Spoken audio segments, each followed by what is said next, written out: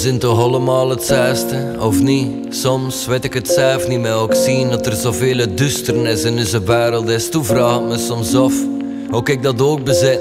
Zit de capaciteit voor iemand te vermoorden en me zoek het dier kan martelen, ook hem recht moet in zijn ogen kijken. Als ze me geen zin bedreigen, hokten overlitten, overdreven, ook bewaren dat ik dat niet geloven. Ik heb het gevoel dat dat niet kan, maar we zijn toch allemaal hetzelfde, of niet?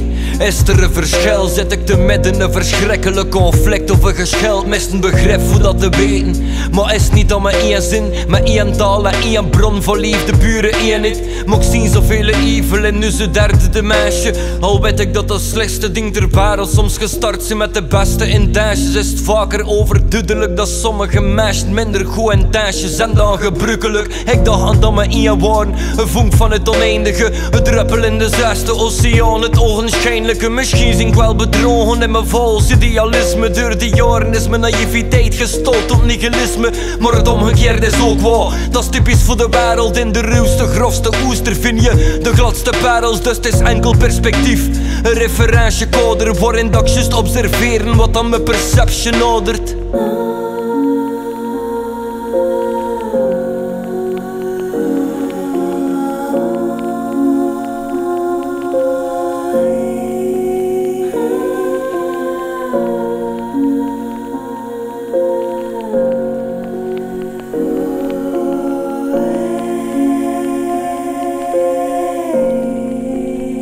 We zijn toch allemaal hetzelfde, of niet? Ik wees het echt van wel, want er één twuk relevant is dat mijn levensweg verteld is. Dat we ijzingwekkend snel manoeuvreren de Russe kosmos. Dat stille bluffen staan uit angst, al lang niet meer oplost. Dat we doop in die positie staan voor onze wereld te reformeren naar een evenwichtige coalitiestaat. Maar hoe zou dat bereiken? Het budget naar de militie gaat en alles wist op een manipulatieve politiestaat.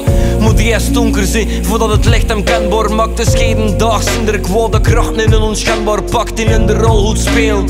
Maar wie er bluffen achter, we zullen alles, echt alles in de wereld kunnen veranderen met de minimale wijzigingen in onze levenshouding. In essentie komt het neer op één kleine onthouding. Laat je denken niet regeren, maar luistert naar je nerten, want al voelen kom je dichter, al pezen story in de verte. En het is logisch dat we categoriseren. Aan de basis is het eenheid, dat valt niet te divideren. Maar als je enkel wazen zien in plekken van rood en blauw of rood, dan kun je met die eenheid niks doen. Dus de wereld is gespleten, omdat we hem zo vatten in een plek van goed en kwaad. Zij is de allereerste appel, onze vloek en onze zee. We nooit een transformatie, tegenstelling zichtelijk in orde, maar anders qua gradatie. We zullen weten, tot wat, dat we allemaal in staat zijn echt weten. Tot zot hier en 1, 2, 3 gedaan zijn, want als mens zijn we begiftigd met een gift en een vergif van jonde keuze. Want het is een essentie vrij simpel beslist, we zijn toch allemaal hetzelfde. En wel dus delen we dat we liefde willen begrip, een beetje menselijke warmte. Dat we ruimte hebben voor fouten te maken tijdens het proces, waarbij dat je zoekt naar wie dat je zit, zonder dat iemand je berecht. Gezonde lekkerijn, de bloemetjes en beetjes, minder rikke biljonairs en minder nutteloze feitjes. Wat dat iedereen geaccepteerd is, zonder discussie. Maar ruimte voor te groeien, dat ik van onze contributie zo doen. Ons best te doen, te handelen naar wat dat we weten. Ons ego terug in te perren en te balanceren. Dus hoe sowieso de gele wereld rehabiliteren. Elke deel van het geheel is tot geheel transformeren.